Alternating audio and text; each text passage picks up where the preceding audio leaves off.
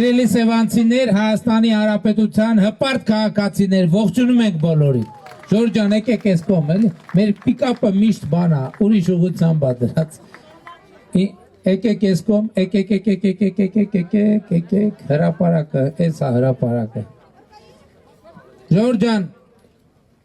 մենք գտնվում ենք նոր որակի պետության ձևավորման գործընթացում եւ ինչով է արտահայտվում դա։ Դա արտահայտվում է 3 սևան խոշորացված համայնքում մի շատ կարևոր իրադարձություն է տեղի ունեցել Գագարին բնակավայրում հիմնադրվել է արհեստական բանականության առաջին գործարանը։ Սա շատ մեծ իրադարձություն է, շուրջ 70 միլիոն դոլարի ներդրում է արվել եւ շատ կարևոր է, որ արհեստական բանականության գործարանը իր հետևից բերելու է նաեւ նոր լրացուցիչ աշխատատեղեր բարձր որակավորման աշխատողների, որովհետև արհեստական բանականության գործարանում ինչքան մարդ կաշխատի, բայց լրացուցիչ մեծ էկոհամակարգ է ձևավորվում եւ ընդհանրապես ընդունված է համարել, որ բարձր տեխնոլոգիական ոլորտի մի աշխատատեղը իր հետ ստեղծում է 3 նոր աշխատատեղ։ Բայց այս առաջին Elevate ընկերության նախագիծն է, բայց հիմա Հրազդանում բացվելու է ավելի մեծ։ Հունիս ամսին ըստ որոշ տեղեկությունների հնարավոր է նաև հունիսի 5-ին Հրազդան քաղաքում բացվելու է Firebird նախագծի արհեստական բանականության գործարանը, որը 5 միլիարդ դոլարի ներդրում է եւ որի առաջին փուլն է հիմա, առաջին մոդուլն է բացվում եւ այսպես շարունակաբար բացվելու է։ Աշխարհի շատ երկրներ երազում են տեխնոլոգիաներին հասանելիություն ստանալ, բայց մենք այսօր արդեն այդ հասանելիությունը ստացանք, ինչի, որովհետեւ 2025 թվականի օգոստոսի 8-ին բացի խաղաղության հետ կապված թղթերը Միացյալ Նահանգների նախագահ Դոնալդ Տրամփի հետ մենք ստորագրեցինք նաև 3 հուշագիր, որոնցից մեկը վերաբերվում էր արհեստական բանականության եւ բարձր տեխնոլոգիաների ոլորտին։ Պատկերացնում եք 9 ամիս անցել, մի րոպե, արդեն կարանք ասենք 10 ամիս անցել, 10 ամիս անցել այդ թղթի ստորագրումից եւ արդեն 10-11-րդ ամսում արդեն մենք 2 գործարան կունենանք։ Ինչ կապ ունի ստորագրած թուղթը գործարանի բացման հետ։ Կապը այն է, որ դա հնարավորություն ստեղծեք, որպեսզի այդ չիպերը, որ հիմա գալիս են Հայաստան, Միացյալ Նահանգների կառավարության լիցենզիայով են արտահանվում։ Դա չի կարող ուղղակի գնաց, ասես առնես, վերցնես, բերես։ Միջև Միացյալ Նահանգների կառավարության թույլտվությունը չլինի, չիպերը չեն արտահանվում Միացյալ Նահանգներին ընդհանրապես։ Եվ ահա նաև այսօրվա մեր Միացյալ Նահանգների հետ մեր հարաբերությունների մակարդակը թույլ է տալիս ասել, որ մենք այդ ուղղությամբ նոր որակի համագործակցության մեջ ենք։ Բայց ավելին ասեմ, մայիսի 28-ին ստորագրվեց եւ նաեւ շուտով նախաստորագրվեց, հիմա կստորագրվի TRIP նախագծի վերաբերյալ համաձայնագիր։ Ժողովուրդը լսեց TRIP նախագծի վերաբերյալ։ TRIP նախագծի մասին ով գիտի։ Որ ծափել եք տալիս եւ ճիշտ եք անում, որովհետեւ այդ նախագիծը նշանակում է Հայաստանի շրջափակման հաղթահարում։ Մենք 35 տարի երկաթուղի չենք ունեցել, այսօր մեր երկաթուղիները բացվելու են։ Մենք 35 տարի ճանապարհ չենք ունեցել, այսօր մեր ճանապարհները բացվելու են։ Երկաթուղին արդեն բացվել է, բայց առողակի, որովհետեւ հիմա Ախալքալակ կարծ երկաթուղին բացվում է այդ թվում Հայաստանից բեռներ տանելու եւ Հայաստան ներմուծելու եւ արտահանելու մասին։ Ադրբեջանի տարածքով դեպի արևելք երկաթուղին բացվել է, բայց TRIP նախագծի իրագործմամբ մենք երկաթուղի ենք ունենալու հարավով, Մեղրի երկաթուղին է բացվելու եւ շատ կարեւոր է, որ TRIP նախագիծը հրապարակված թղթի մեջ բոլորը դուք կարող եք բացել կարդալ։ Իրականացվելու է Հայաստանի տարածքային ամբողջականության, ինքնիշխանության, իրավազորության շրջանակներում։ Թղթում գրված է, որ Հայաստանի Հանրապետությունը պահպանում է իր բացառիկ իրավունքները մաքսային եւ հարկային եւ սահմանահատման ընթացակարգերի վրա։ Եվ այս ամենն ինչն էլ քիչ չի, մի հատ էլ նախադասություն կա, որ Հայաստանի Հանրապետությունը պահպանում է իր լիարժեք ինքնիշխանությունը TRIP նախագործման ծրագրի իրագործման բոլոր գոտիների նկատմամբ։ փաստաթուղթը հրապարակված է, կարող եք մտնել կարդալ։ Հաջորդիվ, մենք այսօր հյուսիսային երկաթուղու եւ հյուսիսային ճանապարհի մասին ենք մտածում, որովհետեւ պարզվում է արևելքից արևմուտք ամենակարճ ճանապարհը անցնում է Տավուշի, Լոռու եւ Շիրակի մարզով։ Եվ այսօր ներդրողները միջազգային մեզ ասում են եկեք վճարովի սարքենք ճանապարհը, որ Ղազախից մտնի կամ նոյեմբերյան կամ իջևան կամ Բերդ, ինչ եմ ասում կա, որովհետև պարզ է որ կարճը տեղով է, բայց կոնկրետ երթուղին, ասենք դա Բերդից մտնողն է, որովհետև կարող է պարզվի ամենակարճը Բերդ, Նավուր, Թթուջուր, Ճամբարակ, էսա կարող է պարզվի, կարող է, որովհետև տեղից էլ պետք է, այսինքն պետք է հաշվարկները անել, բայց դա արդեն ես գրեթե վստահ եմ, որ այդ ճանապարհը լինելու է եւ արդեն կան ներդրողներ։ Նաեւ մենք հյուսիսային ճանապարհն ենք գործարկել երկաթուղին, որովհետեւ գիտեք, որ Իջևան Հրազդան ճյուղը չի կպնում Վանաձոր Գյումրի ճյուղին, բայց Ֆիոլետովոյի մոտ միտեղ կա 6 կիլոմետր են իրարից հեռու։ Մենք այդ երկու ճյուղերը մտածում ենք կպցնել իրար եւ ունենալ նոր հյուսիսային երկաթուղի, որը էլի արևելքից արևմուտքի մասին է խոսքը։ Բայց այս ամեն ինչը ինչ կապ ունի ձեզ հետ, ինչ կապ ունի։ Սա կապ ունի նրանով, որ դա Հայաստանի քաղաքացիների համար նոր աշխատատեղեր են, Հայաստանի համար նոր եկամուտներ են, դրանք նոր ճանապարհներ են, նոր դպրոցներ են, նոր ներդրումներ են, նոր հնարավորություններ են առևտրի համար, արտանման եւ ներմուծման։ Իմիջիայլոց Հայաստանում թանկությունների մասին շատ է խոսվում, Ժողովուրդ ջան, բայց մենք երբեք բարձրաձայն չենք ասում, որ թանկությունների, թանկ ապրանքների պատճառներից մեկը տրանսպորտային թանկ ծախսերն են, որովհետև մենք շրջափակման վիճակում մեջ գտնվելով ապրանքը այն դեպքերում, որ կարող ենք երկաթուղով բերել եւ այլն, չենք կարողանում։ Եվ ապրանքի տրանսպորտային ծախսերը էական մեծանում են։ Հիմա ապրանքների տրանսպորտային ծախսերը իջնելու են եւ դա կյանքի որակի վրա էական ազդեցություն է ունենալու։ Բայց նոր որակի պետություն եւ արհեստական բանականություն, երկաթուղի, լոգիստիկա, սրանք գիտելիք պահանջող ոլորտներ են, գիտելիք պահանջող ոլորտներ եւ Հայաստան այս ոլորտներում հազարավոր աշխատատեղերը պետք է ունենա կադրեր, անհրաժեշտ կադրեր։ Էսա պատճառը, որ մենք կրթությունը Հայաստանում հայտարարել ենք ռազմավարությունների ռազմավարություն։ 300 դպրոց 500 մանկապարտեզի ծրագիրը դրա համար ենք անում, Ժողովուրդ ջան, որ երեխեքին փոքր ժամանակվանից մենք պատրաստենք կրթության միջոցով լավ ապրելու բանաձևին։ Այսօր մեր հիմնանորոգած դպրոցներում ովքեր են եղել, որ մտնում եք, սենց վար փիրուզագույնի վրա գրած է, լավ սովորիր, որ լավ ապրես, որովհետև 21-րդ դարում լավ ապրելու ձևը լավ սովորելն է։ Նա ով լավ մասնագետ է 21-րդ դարում լավ է ապրելու։ Ես հասկանում եմ, գիտեք, մեր սերունդը որոշակի տուժած սերունդ է,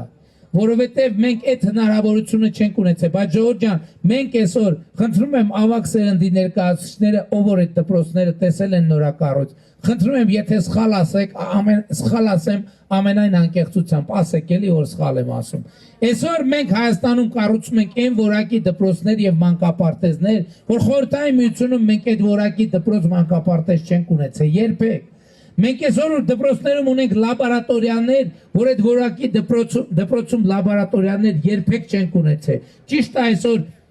մենք դպրոցներում հիմնականում նորոգված եւ հիմնանորոգվածի մասին եմ ես խոսում, ունենք մարզագույք, որ նախկինում երբեք չենք ունեցել։ Սա նոր հնարավորություն է մեր երեխեքի համար։ Բայց նաեւ այս ամեն ինչի հետ մենք չենք մոռանում մեր երկրի անվտանգության մասին, մեր երկրի պաշտպանունակության մասին, զորահանդեսը տեսել եք, ժողովուրդ։ Նա ձեր տպավորությունները ասեք, ձեր տպավորությունները։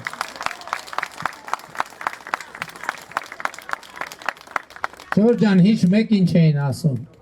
որ բանակը քանդում ենք, որ բանակը թալանում ենք, տանում ենք Կանադա ենք տուն առնում, Շվեյցարիա ենք տուն առնում,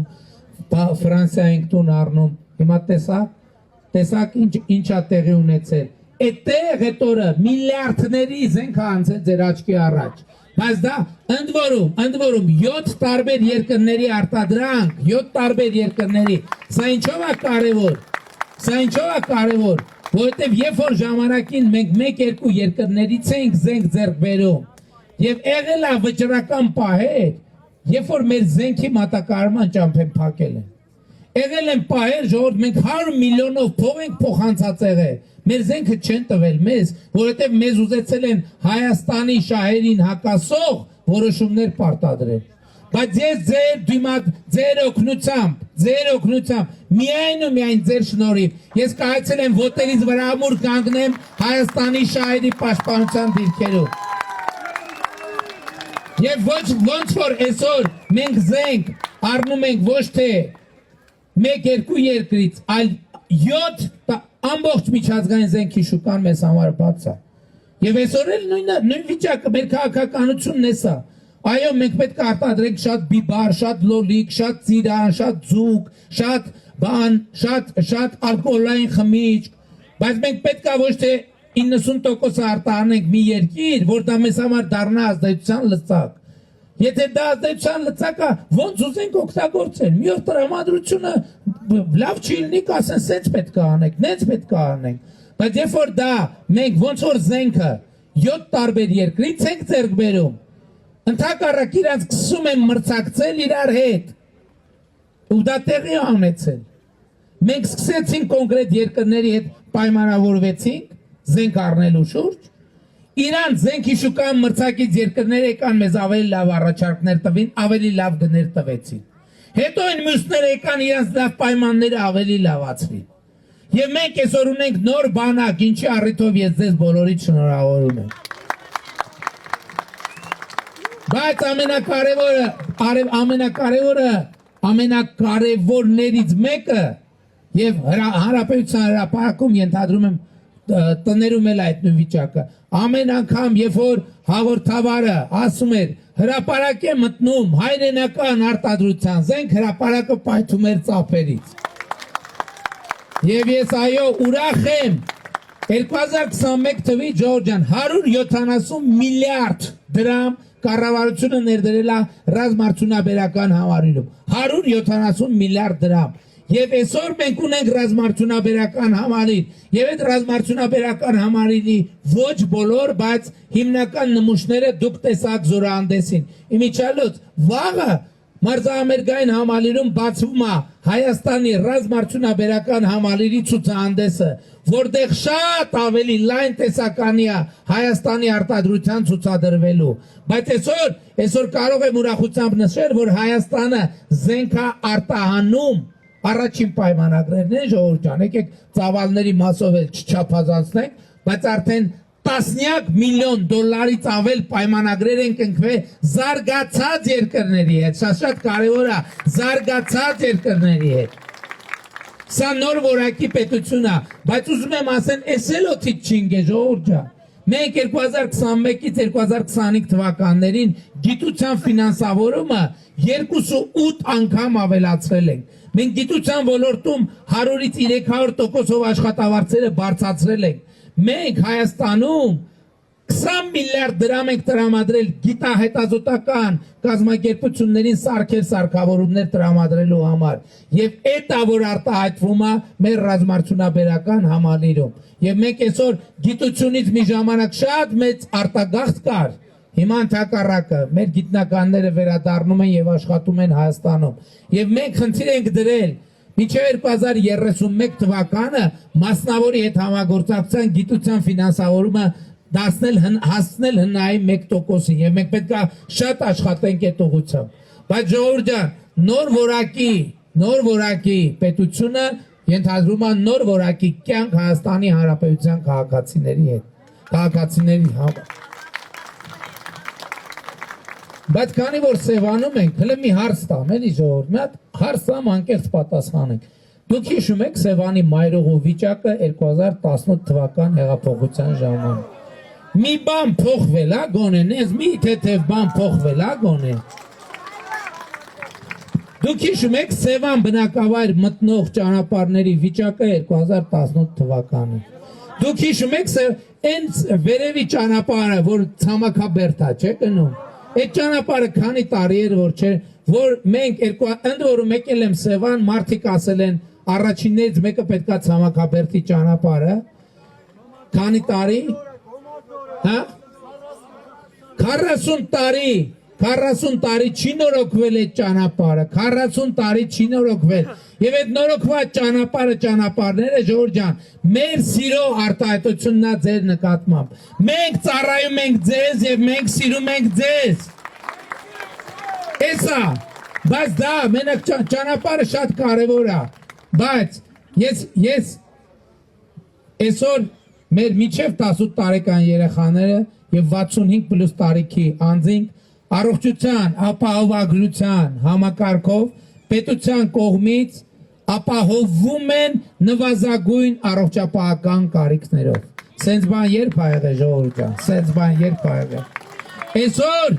ես 8 տարի վարչապետ եմ Ժողովուրդ, 7 անգամ մենք անդրադարձել ենք թոշակների հարցին ուղակի կամ անուղակի, 7 անգամ մենք կամ բուն թոշակն ենք ավելացրել, կամ էլ անկանխիկ առևտրի դեպքում հետ վճարի տոկոսն ենք ավելացրել կամ ներդրել ենք համակարգ։ 2018 թվականին ես վարչապետ եմ ընտրվել, Հայաստանում նվազագույն թոշակը եղել է 16,000 դրամ, այսօր 46,000 դրամ է առանց հետ վճարի համակարգը։ Սա մեր սիրո արտահայտությունն է ձեր նկատմամբ։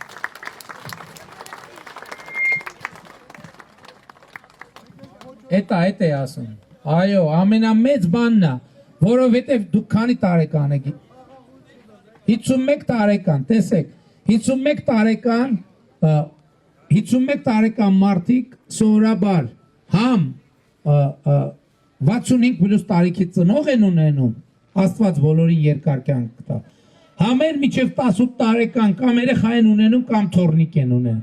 Ցանկացած մարդ այդ վիճակում գտնվող, ես իմ օրինակը տենց է,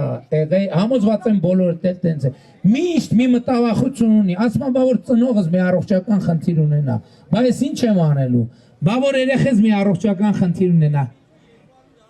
Արդեն օգտվել եք, տեսեք, ասում եմ 1,200,000-ի ծնողս օգտվել է։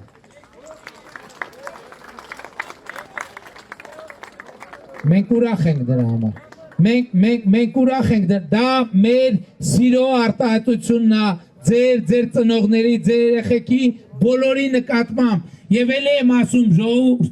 այս պատմությունը իշխանություն ունենալու չունենալու մասին չի, այս պատմությունը սիրո մասին է, եւ այսը փոխվել Հայաստանի Հանրապետությունում, որ պետությունը սիրում է իր քաղաքացուն, եւ քաղաքացիները սկսում է սիրել իր պետությանը, այս ամենակարևոր բանն է։ Բայց այս ամեն ինչ որ խոսում ենք Ժողովուրդ ջան,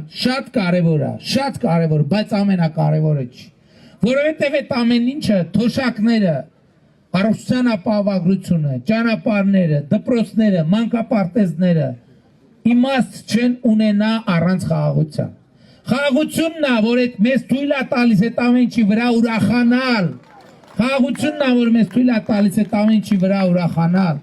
Եվ ես ուզում եմ ամենակարևորը, այո ես ձեզ կարող եմ շնորհավորել ճանապարհների համար, դպրոցների համար, Սևանում երաժշտական նոր դպրոց բացեցինք, որը հիմնադրամը Հայաստան կառուցեց, կառավարությունն էլ գործիքները եւ գույքը տվեց, բայց մենք իմիջիայլոց որոշել ենք, որ հաջորդ փուլ 2026-ից 31 թվական Հանրապետությունում, Հանրապետության համայնքներում, սա նշանակում է բոլոր համայնքներում, մենք կկառուցենք երաժշտական դպրոց, արվեստի դպրոց եւ մարզադպրոց, այսինքն մենք դպրոցների ցանկը ընդլայնում ենք, որովհետեւ գիտեք, այսօր շատ է խոսվում օրինակ թմրամիջոցների խնդիրների մասին։ Դա լուրջ խնդրեմ է,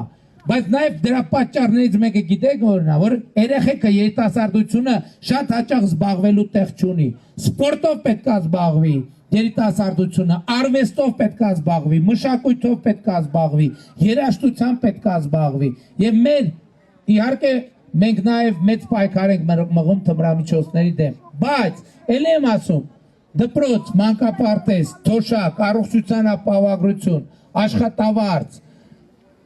ճանապարհ, այդ ամեն ինչի համար կարելի է շնորհավորել, բայց ամենակարևոր բանը, որի առիթով բոլորիդ ուզում եմ շնորհավորել, այդ Հայաստանում հաստատված խաղաղությունն է, խաղաղությունը։ 2025 թվականը Ժողովուրդ ջան,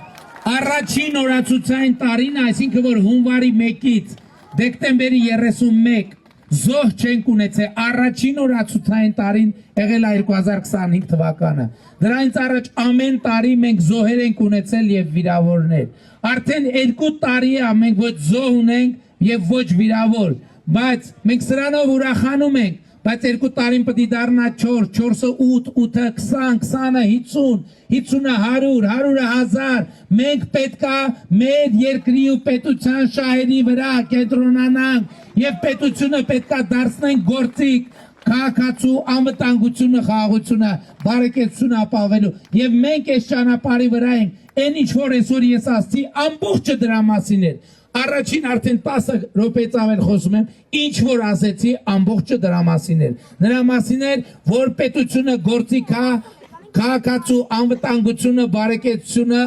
ազատությունը ապահովելու համար։ Բայց ահա, այս շրջադարձային կետում սա շարունակելու ապահովելու համար մի շատ կարևոր պայման կա։ Ժողովուրդը Հայաստանի Հանրապետության քաղաքացին պետքա տեր կանգնի խաղաղությանը ժողովուրդ այս ընտրությունների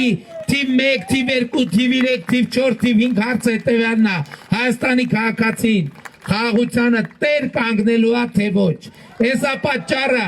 որ մենք բոլորիդ կոչ ենք անում, խնդրում ենք, հորդորում ենք 2026 թվականին գնալ ընտրական տեղամասեր եւ տեր կանգնել խաղաղությանը գործելով հետեւյալ տրամաբանությամբ Ընտրություններ 2026-ին քվեարկում ենք Ընտրություններ 2026-ին քվեարկում ենք Ընտրություններ 2026-ին քվեարկում ենք Բայց շատ կարևոր այլ եմ ասում արձանագրել թե ինչու ենք քվեարկում 16-ին եւ ինչա նշանակում քվեարկել 16-ին 16-ին քվեարկել նշանակում է որ պետությանը տեր ենք ապագային տեր ենք անկախությանը տեր ենք խաղաղությանը տեր ենք եւ ով պետքա տեր կանգնի ժողովուրդը բնականաբար ժողովուրդը բայց շատ կարևոր է չմոռանալ որ ժողովուրդը բաղկացած է մի անձանցի ժողովուրդը այո հավաքական ամբողջությունը բայց ժողովուրդը բաղկացած է կազմված է